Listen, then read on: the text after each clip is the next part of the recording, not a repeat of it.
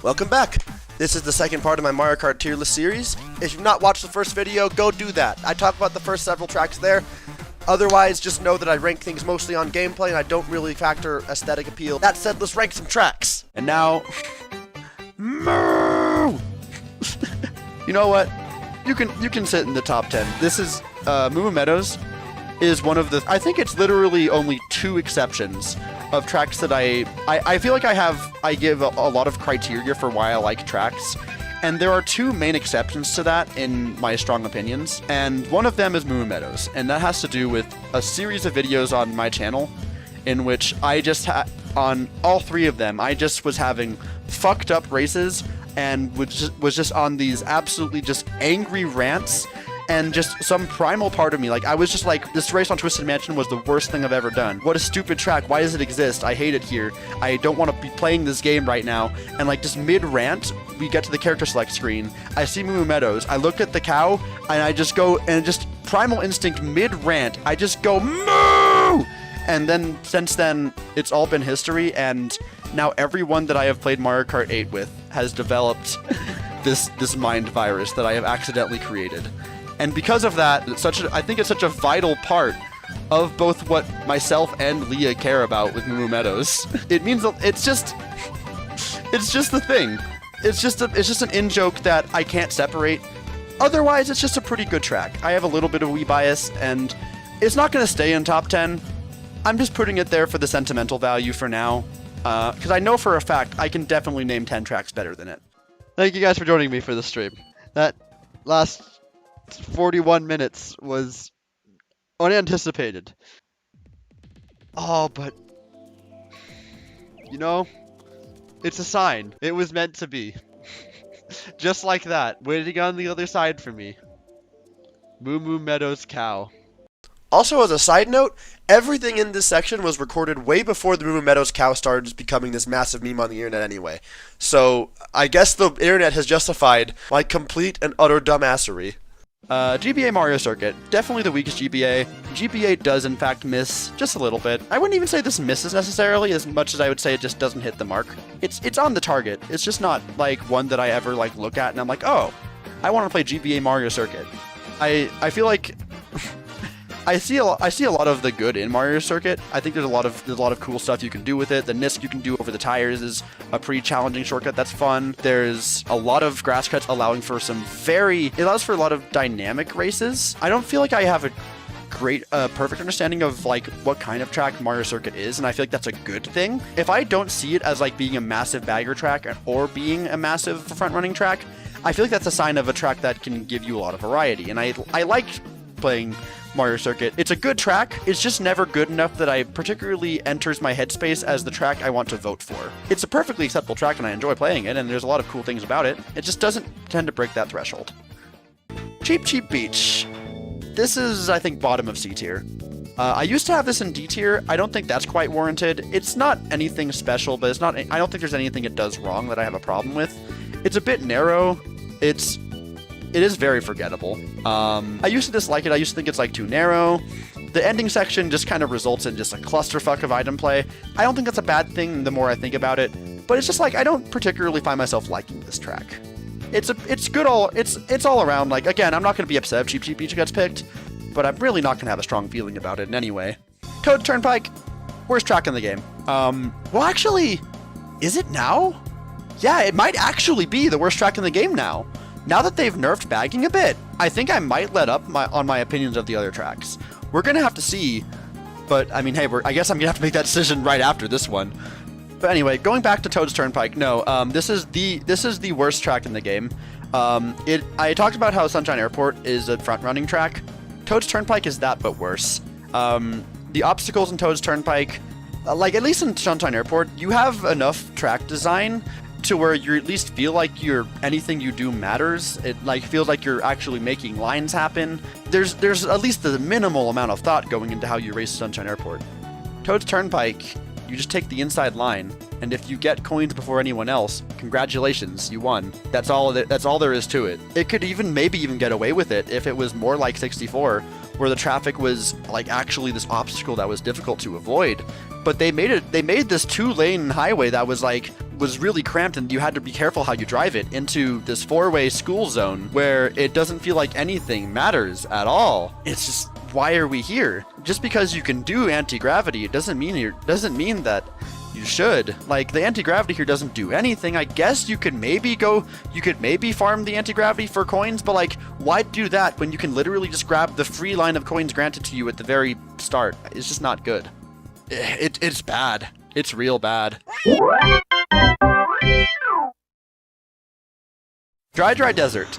It's hilarious that the game decided to put the 2 worst tracks back to back. Dry Dry Desert is now no longer nearly able to reap the benefits of being a bagging track. Dry Dry Desert is a track of all time. It's no longer like the one where it's like you're disincentivized from playing the game in the slightest, but it's like, it's not good though.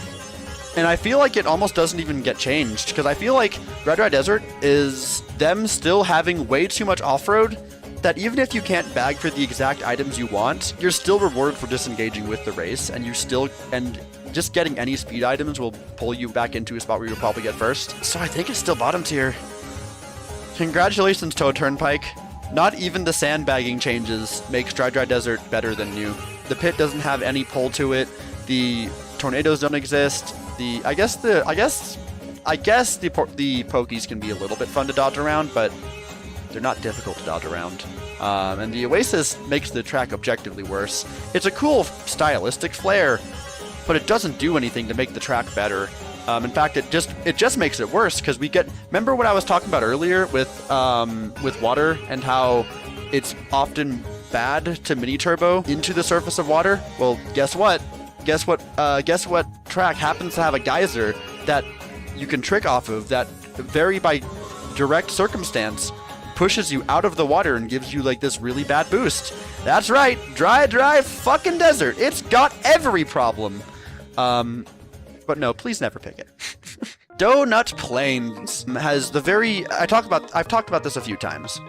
But Donut Plains has the unique factor of being one of the only tracks, the standout example of how you design a track around someone being in first place and front running, because it had a lot of shortcuts all over the place. But not only that, but it also gives the person in first the choice of deciding whether they care more about defending themselves or whether they care more about trying to just increase their lead that extra little bit more. And I feel like that makes it so there's always a choice to be made on Donut Plains, and I think that's very fun. There's a lot of other things I really like about it. It could benefit the bagging change. I don't know. I'm not a competitive player, and it's not a track that people bag enough on that I associate it with being a bagging track.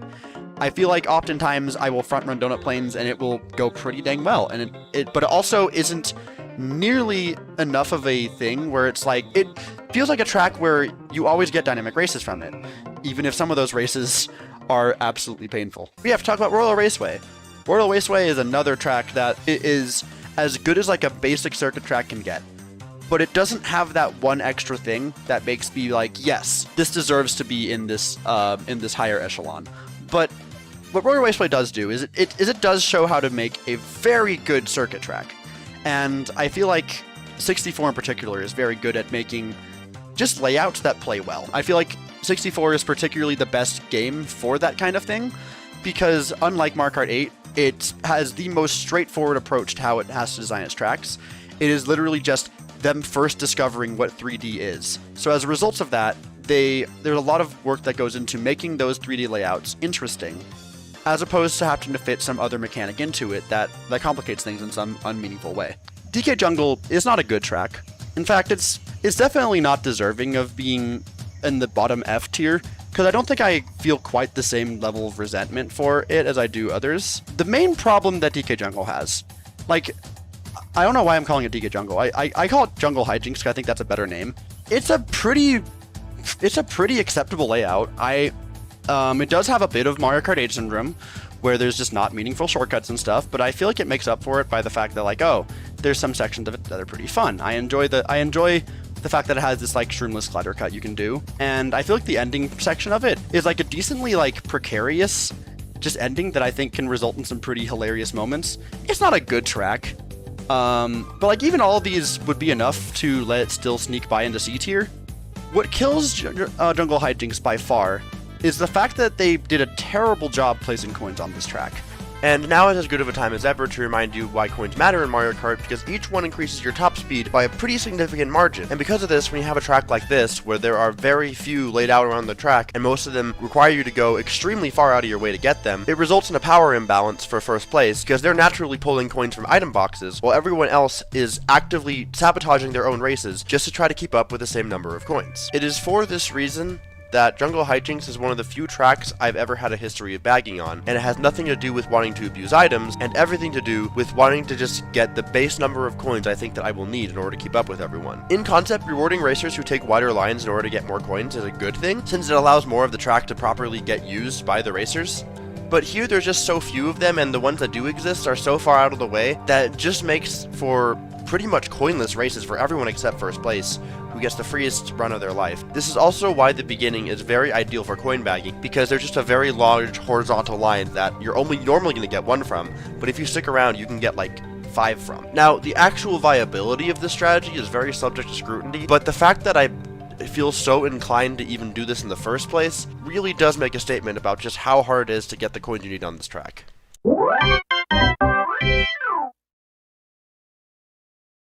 So, Wario Stadium, this is one of my least favorites, another one. F tier is getting filled up. F tier is the first one to have this problem, but it's a time trialer's track. Nothing you do in this track, no matter what you do, your items don't matter. If there's someone who knows what they're doing, they're gonna get a pretty high spot, pretty easily, and if you're not right up there to challenge them, then you're gonna get stuck in one of the worst packs of your life. I compare it to Mario Kart Stadium in the fact that it is hell to get stuck in the pack in this track. If you don't get in the top like 1 or 2 spots by the end of lap 1 or 2, you're in for a terrible time. But if you're someone like Venator, who knows how to play the track and has learned every single time trial strat, every single weird-ass time trial strat, which includes a drift into water again, you know, my favorite thing that exists, and it's like, if you know all those things, cool. You get one of the freest front runs of your life, and it probably feels really good. It's not a good track, though, and I think that all of this is a problem. And it's definitely one of the tracks I dread seeing the most. But hey, that's just how that goes. Wario Stadium is an example of a track with too much difficulty. It gatekeeps casual play too much, and when everyone knows how to play it, it's really obnoxious for its cut. I can kind of agree. I don't think it's a difficult track. I think it's an unintuitive track. Because I feel like anyone can drive Wario Stadium perfectly fine without issue. It's just that they won't be driving it correctly, and there's no way to know that you're driving it incorrectly. All you'll see is the one guy who's ahead of everyone else by like 10 miles, and you're just like sitting there wondering, what the fuck am I doing wrong? GCN Sherbet Land. This was another one that was in the C-Pack for me for a really long time. I don't know if it's just the sheer raw gay energy of Leah just adoring Shy Guys, or just the fact that I found a very satisfying... Wait, Leah, I'm recording. You can't just come in here. Wait, what are you doing? Stop! This is my video! Hello, everyone. Leah is sleepy here. TJ has inadvertently summoned me because he still doesn't know that I live in his walls. Despite his knowledgeable and reasonable opinion on this track being good, I want to talk about why it's great. The track flows absolutely excellently, firstly with a wide open section that presents multiple routes and dynamic obstacles, only to be followed by a tighter cave section to bring contrast and variety.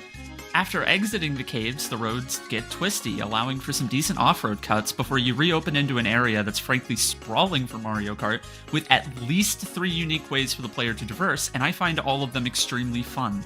I do have my small gripes, like how the water section doesn't present an effective obstacle to the player like it does in Double Dash, but at least with the first one being slower, it balances the race out so players tend to avoid them regardless.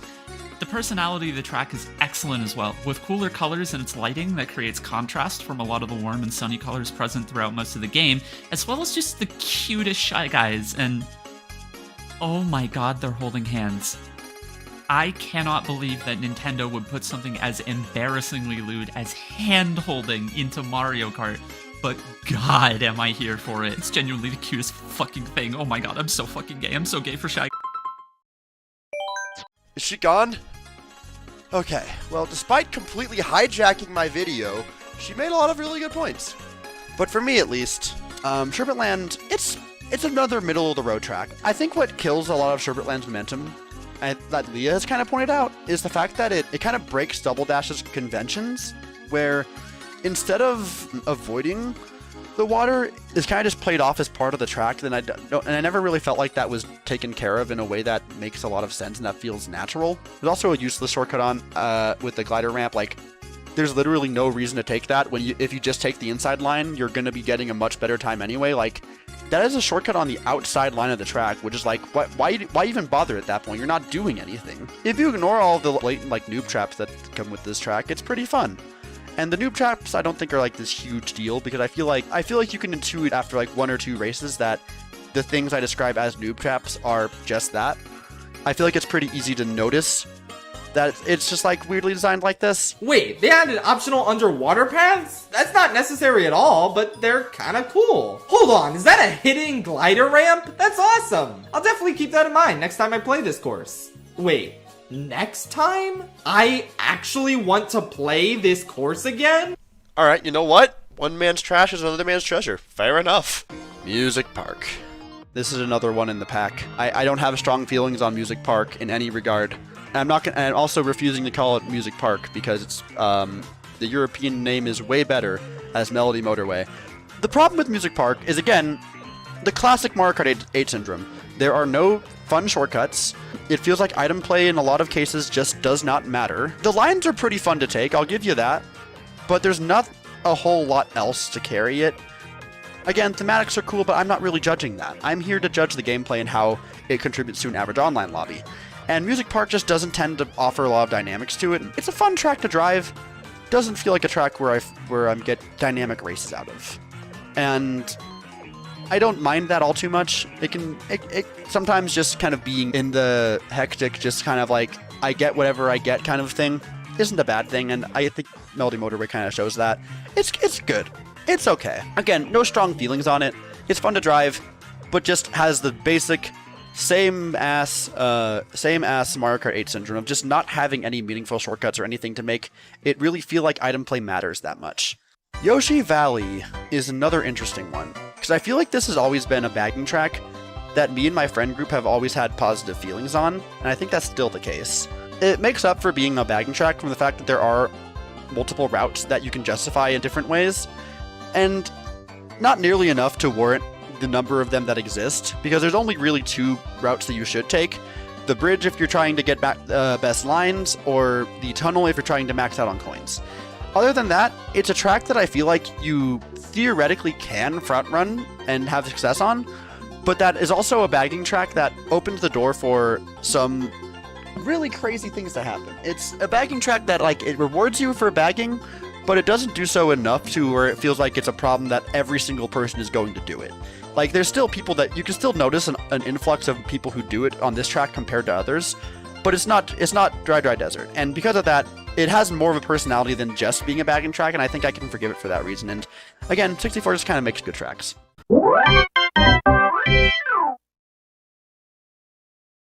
We're in Lightning Cup now. We're almost through base Mario Kart 8. Tick-Tock Clock is another track that just feels awkward. It has some decently fun lines to take, but compared to the DS version, it just feels like a shallower version of itself. None of the obstacles feel like they are really meaningful. The whole gear section was so cool in DS, and in this game it feels like you're just driving straight with like your position like being slightly modified a little bit. Otherwise, it's just kind of front run hell a little bit. Not nearly as bad as like Sunshine Airport in that regard, but it do just kind of be another track where items don't matter and doesn't even make up for it by being like that fun to drive. It has a lot of noob traps that I think are less obvious, like the gears that are very clearly keying you into driving up them.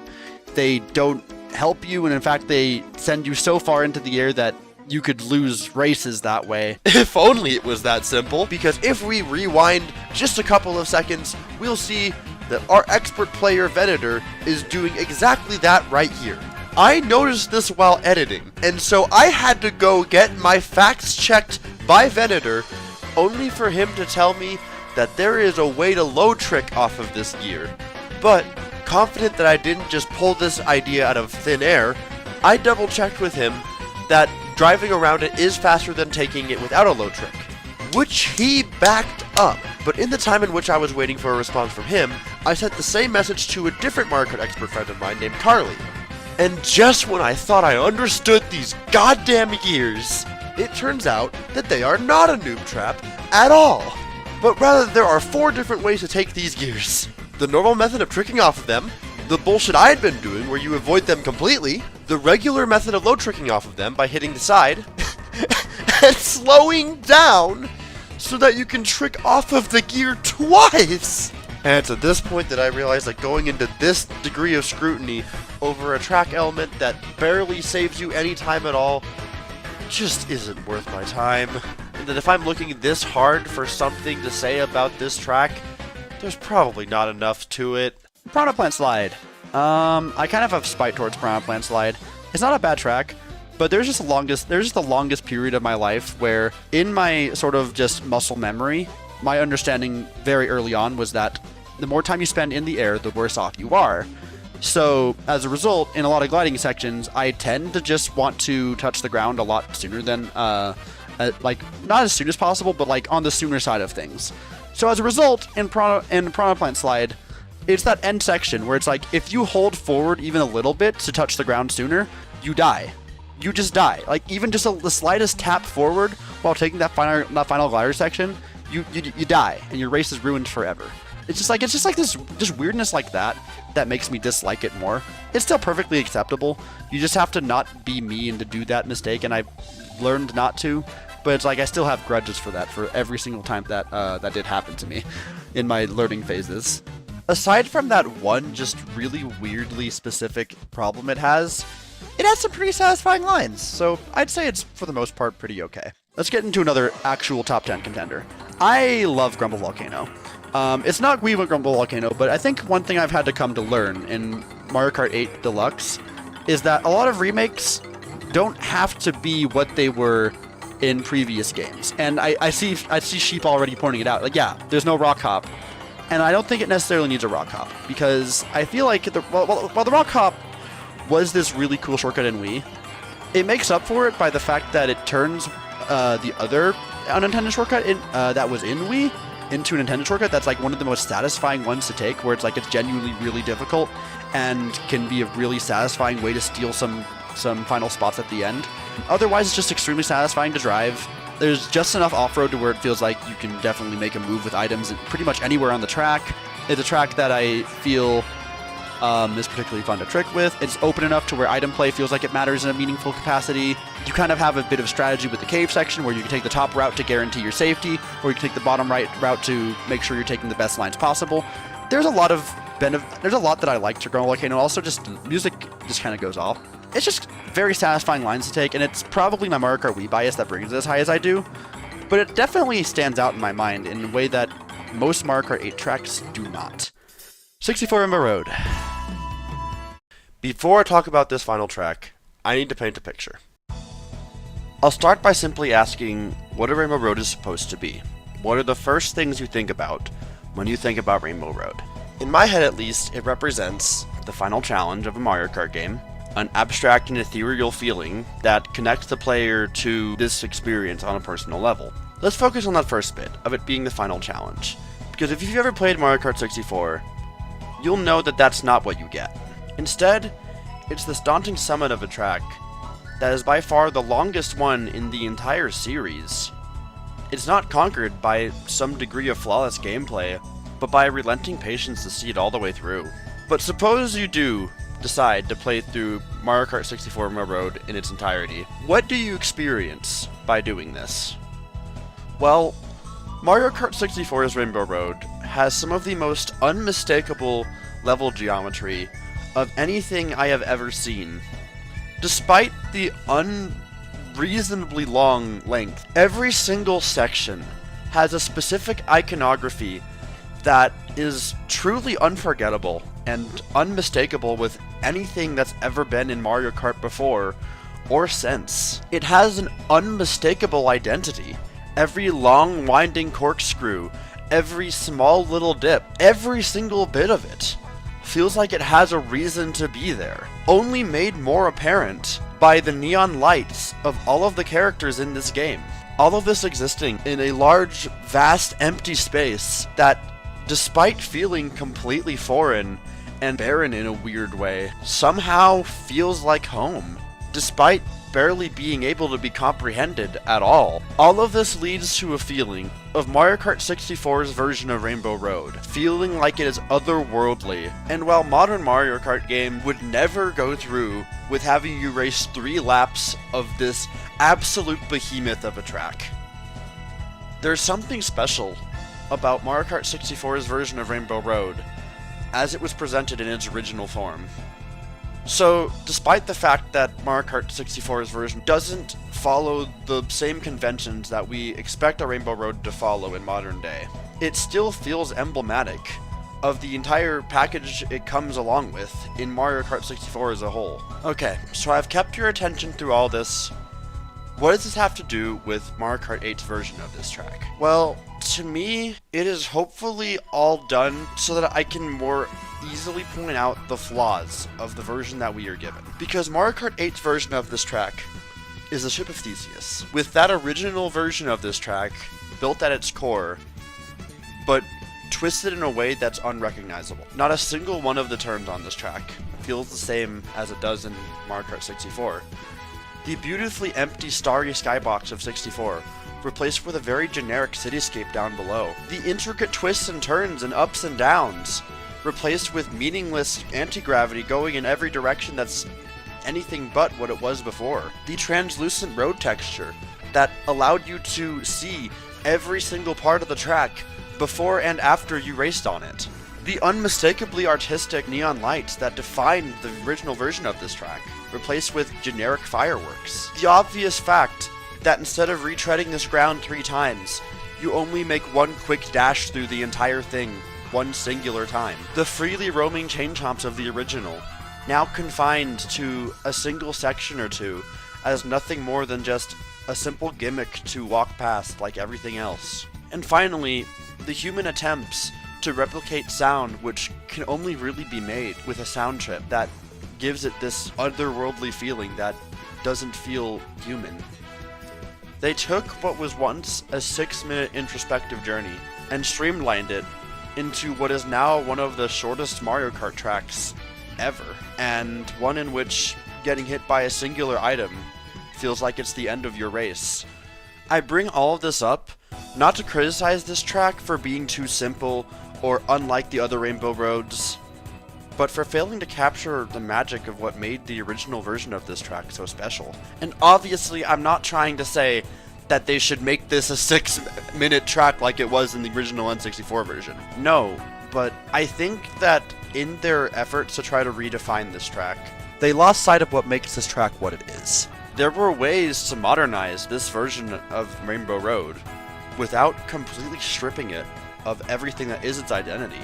And for proof of that, all you need to do is look at the fan-made version of this track that's in Mario Kart Wii. What we're left with feels like a shallow imitation of the special journey that Mario Kart 64 takes you on. And when forced into the context of an online lobby, it just is this prayer to be the one person who gets left alone to allow you to have your coveted front run where no one can touch you.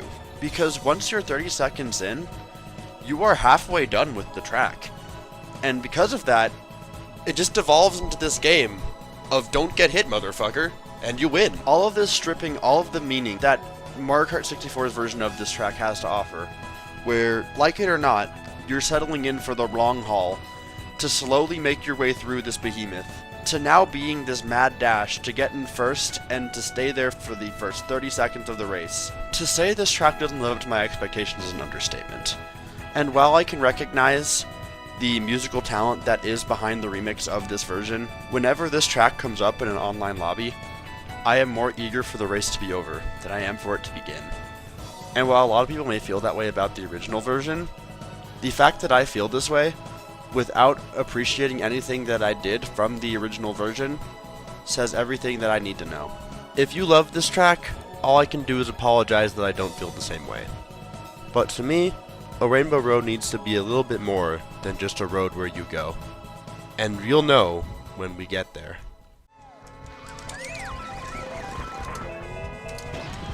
Chat!